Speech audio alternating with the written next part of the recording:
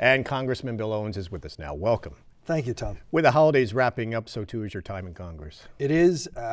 We had our final vote on Thursday the 11th, and hopefully we will have peaceful holidays, and that will have been my final congressional vote.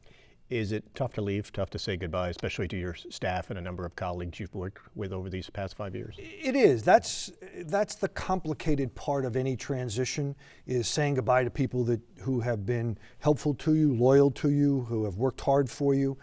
Most of my staff have found positions, which I've been very happy about. My colleagues, I'm hopeful that I will see them again frequently in the new year. As I travel back and forth to D.C. on occasion. And we'll talk a little bit about that. You will be traveling. I will be. Here in D.C. After 5 years, what are the memories and feelings the memories you take with you, the feelings you leave behind? Well, first of all, an incredibly exciting job to have, and an incredibly interesting job. And so in that sense, losing some of the opportunities to learn new information, I think we all live in bits of silos. And you need these kind of experiences to expand your intellect and to expand yourself, I think, emotionally as well. So you see a broader set of perspectives. That's going to be tough to walk away from. I had lots of friends who I got to know, number of Republicans, number of Democrats, people that I interacted with almost on a daily basis. And those folks will be difficult to leave behind, if you will. I'm hopeful that I'll keep those relationships going as I move forward and make new relationships. When you ran 5 years ago, did it turn out to be what you thought it would be, or was it harder, more difficult, more frustrating? Was it not quite what you envisioned it was going to be when you first ran back in 2009? Well, that's actually a little bit hard to answer, only because it somewhat gets compressed after you've been there a while. Mm-hmm. And I don't really recall what my expectations were. I thought it would be a very interesting job. Turned out to be a very interesting job. I thought it would be a fairly stressful job. Turned out to be a fairly stressful job. I got to do things and meet people that I never would have absent this opportunity. So from my perspective, it was on balance a good feel. The things that frustrated me most were the inability of people to focus on facts when they were trying to reach a conclusion. In many cases, it was, I've reached a conclusion, now I'll figure out what facts fit it. And to me, that's a very bad way to do your business. I think that certainly the advent of the Tea Party made the process difficult. And in my view, and many people have asked me this question, what would help to solve it? Create purple districts for almost everybody, like the one I'm in. It would force people to the middle. It would also create a natural level of turnover over time, which is, I think, what you need. And having said that, you do need some people who are in Congress for a long time, because those people have institutional memory, and that is very important as well. New York is sort of on the path, taking steps toward redistricting where they take a lot of the politics, try to take a lot of the politics out of it. They haven't gotten there yet. They're in the process, taking steps here and there, and depending on who you talk to, whether or not it's going to be successful. Right, and it is complicated because there's a lot of interests who will push for it to remain the same. And I think that those interests may be stronger than the folks who would be seeking reform. And you talked about the 5 years in Congress and what you walked into and the Tea Party and everything else. I think a lot of people would understand the frustration you're talking about, because as we look back, many people would say this has been some of the most partisan periods in Congress, where Congress has really struggled to get much done, and that partisan politics have really taken priority. Well, I think it is one of the periods where partisan politics has played very strongly. Clearly, right before the Civil War and after the Civil War, equally difficult period for the country. I think you do go through these cycles. My issue with the Tea Party actually was not what they, in large measure, proposed from a fiscal perspective, because I think that, and I've said this many times, this is about competing goods. The fact that you want to rein in the debt and the deficit is a really good thing. But providing for people who are in need of social services or food stamps or unemployment insurance is equally a good that you want to achieve.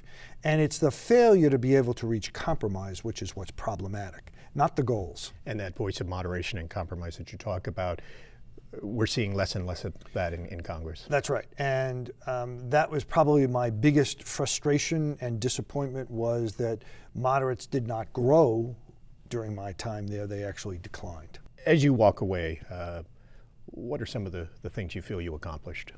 Well, I think we did a very good job with constituent service, and that I'm very proud of, but that really was the activities of my staff. Steve Hunt, who was my district director and is now the district director for ESDC, did a great job in managing that in the district. The people who worked for him in Watertown and Plattsburgh and Glens Falls did really exceptional work every day. Exceptional work every day. And I used to kid them and say, you know, we're a National League team. We play small ball. We hit singles and doubles all the time, but those score lots of runs. And we were very successful. So in that sense, I'm very proud of that. One case in particular, a woman whose husband died of Agent Orange exposure from Vietnam. She had a claim in the pipeline for 20 years. He died, I think, shortly before I came into office, or maybe a little bit after, and we were able to get her over $1.4 million in back benefits and then a significant monthly stipend after that. That, to me, was a very critical good that we accomplished. While in Congress, I got 5 bills enacted into law. I think that that's a bit unusual. Enacted into law, because many times people get bills passed in the House in which they sit, but not signed by the president. We had 5, so I felt very good about that. And let's talk a little bit about those. What were some of those bills? Well, we had 3 in the Farm Bill, 2014 Farm Bill. As you know, which finally got passed. Which finally got passed. That's supposed to be the 2012 Farm Bill, and that finally got passed in 2014. But we had 3 pieces of legislation in there. We had an expansion of credit through the Farm Services Agency for small farms in particular. We had a bill that reduced some of the regulation on apple exports, and we got some funds in there to help promote maple syrup, which is big, you know, throughout the district. We had passed the Counter-Narcotics Strategy Act, which allowed integration of information from Canada and the U.S. as we tackle the flow of drugs back and forth across the border. We frequently think of it as just a southerly flow, but there is a northerly flow as well. And then we got a piece of legislation which eliminated a particular report that car dealers were required to maintain that no one was looking for anymore. And that was just an opportunity to take away a regulation that cost money and didn't have any benefit. So those 5 pieces of legislation we were very proud of. The narcotics in particular, it would probably surprise a lot of people that the agencies didn't share intelligence and work more closely together. But again, being a cross-border issue, that was something that had to be worked on. And it needed legislation in order to allow that to happen, and we were very pleased that we got it done. For the farmers, this allows New York farmers to get their apples to Canada cheaper. There was a lot of regulation and issues there. For the maple producers, the hope is that they can tap into a great resource here that's going untapped right now, the amount of maple that could be produced. Accepting that pun, yes, you're absolutely right. Twice in the same question. When it comes to farmers, though, I know a lot of them are still very worried. The immigration bill affects them in that more and more of them, especially dairy farmers, count on the migrant workers as their source of help on the farm, and you're taking steps constantly to try to help them, but a lot of them wonder if an immigration bill is going to help them in particular. Well, first of all, the executive order that the president enacted clearly does help to some degree. It's a little unclear exactly what the level of help will be, but it will help. So I think that that's very important.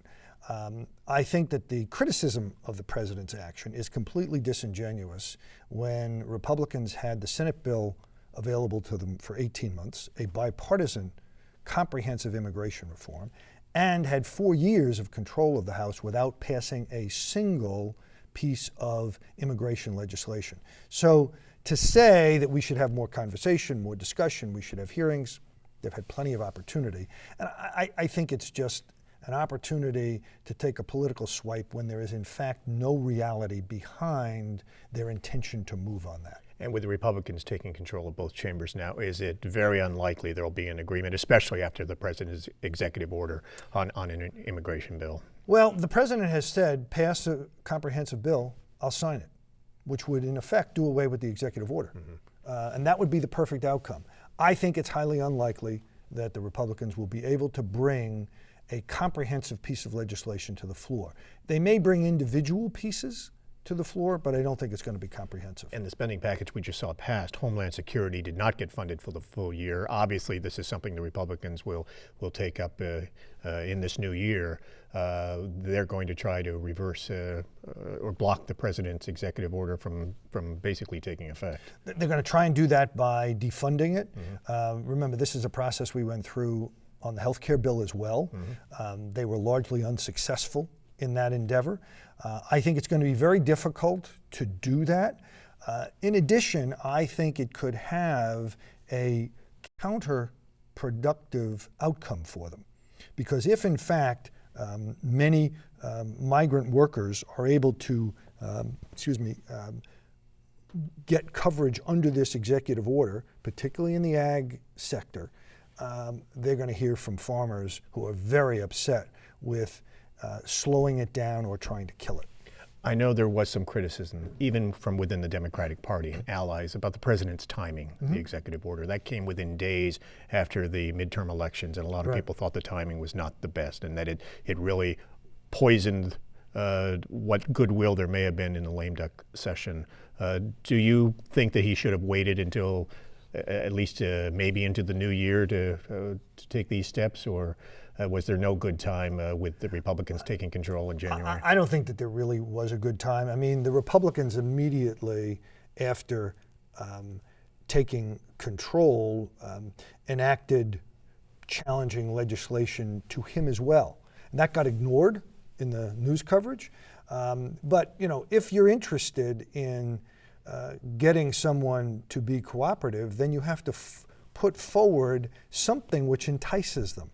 That has not come forward from the Republicans. They talk about it, but they don't actually act. And so if they had come forward with a plan that said, these are the things we're willing to do, and we want you to hold off on the executive order, I think that would have been a completely different strategic situation. It did come down to the deadline, but the two parties did pass the spending package through 2015. Most everything fully funded. Defense Department was fully funded, which obviously is good news for Fort Drum. Absolutely. A lot of uncertainty there, though, with the 10th Mountain Division coming home 2.5-3 weeks ago. Secretary McHugh was basically saying that there's still a lot of uncertainty for the Army, and that there could be more cuts coming, especially for Fort Drum. Well, you know, I didn't take from the Secretary's remarks that he was necessarily reflecting on Fort Drum specifically. I think Drum sits in a unique position. It is the most deployed unit, one of the best, if not the best, trained and ready units. It has got unique capabilities in terms of training facilities, both in terms of winter, but also summer. I think Fort Drum may see some reductions, but I would be very surprised to see it get hit, for instance, like we did here in Plattsburgh in the early 90s. Obviously, what happens to Drum has a huge impact, not just only on the western side of the district, but the entire North Country. Absolutely. The impact of Drum probably takes you minimally 150 miles in circumference around Fort Drum. In terms of the amount of economic benefit it provides. So something we're going to have to watch very closely, and I'm sure that Ms. Stefanik, now being on Armed Services, will do her best to try and preserve Drum as it is. As you were, and John McHugh before you That's was. right. So that's important, and that's good that Elise Stefanik is going to be on Armed Services. It is.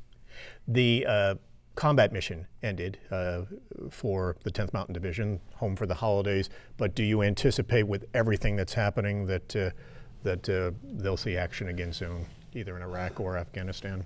I think certainly there is that potential. I'm hopeful that that does not happen. I am not in favor of boots on the ground in either place. We've been there for 13, 14 years. The results are not particularly good because the Iraqis and the Afghanis have not stepped up to the plate. Not because of what our military did, but rather because those two groups have not stepped up to the plate to manage their own country. That has got to happen. We cannot be there ad infinitum. And so they got to figure that out. And I'm very hopeful that the 10th Mountain does not go back to that region. Before a committee hearing 2 or 3 weeks ago, we did hear former Senator, now Secretary of State John Kerry, mention again that is a possibility of the boots on the ground, either there or in Syria. Do you think that's something that may be considered more realistically in the coming year, or are we not at that point yet? That would be a real hard sell. I think that they will consider that. I would just say that I continue understanding all the reasons why the Joint Chiefs would want to do it, why the Secretary of Defense may want to do it, why our intelligence services may want to do it. I still think it does not get us as Americans if you will, the bang that we need out of sacrificing more lives and more money. Much was made just before Christmas about the Senate Intelligence Committee's report on the CIA and torture. Depending on who the position that people take, either it was outright torture or it was necessary, enhanced, harsh interrogation tactics. Did you read the report, and where do you come down on it? I didn't read the report. I read some summaries of the report. For me, the person I looked to was Senator McCain and his response to this. Here's someone who has experienced it firsthand. This is not somebody who is academically talking about this. This is someone who experienced it firsthand, and he considered it torture and considered it inappropriate. That, to me, is the defining position. We have somebody like Mr. Cheney who never served in the military. I think that his position versus Senator McCain's not even comparable. The budget bill, of course, was in the final weeks. Your last major vote was Yes. for the budget package. A number of Democrats, and how did you vote on that, by the way? I voted yes. You voted in favor of it. A number of Democrats voted against it. In particular, there were some things in there that they didn't like, and one of the biggest was rolling back some of the reforms, the Wall Street reforms from 2010 and Dodd-Frank when it comes to some of the major, huge banks. Was that an issue for you, or did you see that if you didn't like that, but it was more important to get the budget passed to avoid a shutdown? Well, first of all, I voted no on Dodd-Frank. Secondarily, and the reason I did was because I thought that it was an overly complicated bill. The real issue was forcing banks to contribute more capital as they increase risk. That's really what will save an institution, in my view, to the maximum extent possible. The other piece of this rollback is that by pushing these derivatives outside of the banks, they went into an unregulated hole. And I want to emphasize that, unregulated whole. So to me, this idea was very important because it keeps it within a regulatory framework, not outside of a regulatory framework. I think we want to know what's going on. So from my perspective, that was not one of the main issues that I was concerned about. What in the bill did trouble you, though? Well, first of all, some of the funding levels on a variety of areas where funding was reduced, even though it was, if you will, being maintained for prior years. You know, there are areas where we should be doing more for research, particular NIH. We need to be doing that because it creates not only, if you will, solutions for healthcare issues, but it also creates a body of research which can be used in any number of ways to help our economy and create jobs. VA reforms, there was funding in there for that. There was that. You were happy to see that. And I was very happy to see that. You obviously have talked about, along with the scandal at the various VA hospitals and clinics, that this has been a real need for rural areas, especially northern New York, getting health care closer to the veterans. Many of them have to drive all the way to Albany, 150, 160, 200 miles to get to health care. And that's a significant burden for people, given our winters, given the, if you will, a lot of two-lane roads. You're not talking about a situation where you can get on the Northway easily for many folks and get to Albany, or get on 81 and get to Syracuse. So to me, being able to deliver the care locally, critically important. Does it start to fund some of that? It does start to fund some of that. It's going to be interesting to see how that actually plays out and how much of it can occur locally. Now, you mentioned Representative-Elect Elise Stefanik will be sworn in this coming week. She met with you at your office in Washington, and how did that go? Did she seek advice from you, or did you offer advice when it comes to any of the issues that you've been covering here in the North Country? We mostly focused our conversation on constituent service. How do you do that? How do you focus on that? How do you communicate with people? Those were kind of the subject areas. We really didn't talk about, if you will, the big P politic issues. I didn't think that was appropriate, and I suspect she didn't either.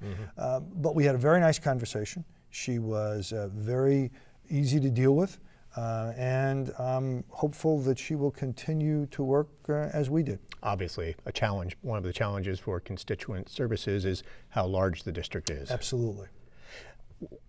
Are there any particular policies, though, that you would really like to see her carry on, or that have been important to you, that you feel progress has been made, or accomplishment that you would like to see Congresswoman Stefanik continue to focus on? The issues change.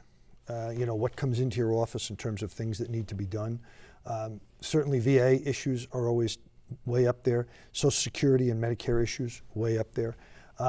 I hope she continues our philosophy of hitting singles and doubles every day, so that she gets that activity going, that she pays attention to what's happening. One of the things we described for her was I got a weekly report that told me everything that was happening in the district, and I would go through and ask lots of questions about, you know, what's the status of this? Why is this an issue? Where did this come from? That kind of thing.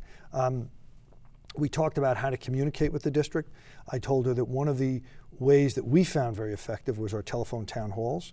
We got very good responses to that. Probably the top positive responses as opposed to mail or in-person town halls. Partially because the in-person town halls, you might reach 50 to 100 people.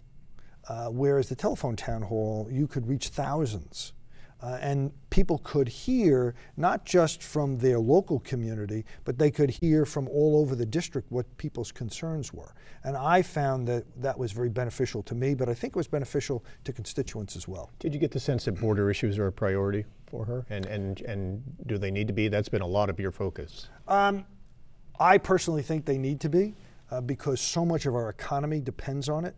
Whether you're talking about Lake George, or you're talking about the Thousand Islands, or you're talking about Clinton County, all of those communities are tremendously impacted by what happens at the border. So if it's tough to get through the border, you're going to see a decline in tourism.